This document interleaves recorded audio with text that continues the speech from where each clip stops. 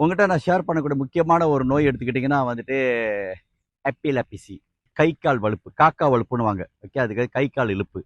மலாயில அதற்கு பேர் வந்து சாபான்னு சொல்லுவாங்க. சரி, இந்த நோயில பாதிக்கப்பட்டவங்களுக்கு முக்கியமான டிப்ஸ் இன்னைக்கு நான் உங்களுக்கு கொடுக்குறேன். தாக்கக்கூடிய நேரம் எடுத்துக்கிட்டிங்கன்னா வந்துட்டு, ஒன்று காலை நேரம், விடிக்காலையில் 3 மணிக்கு, ஓகே, இல்லைன்னா வந்துட்டு ஒரு 6-7 மணிக்கு இந்த மாதிரி வரும். இன்னொன்று வந்துட்டு ஈவினிங் நேரம்.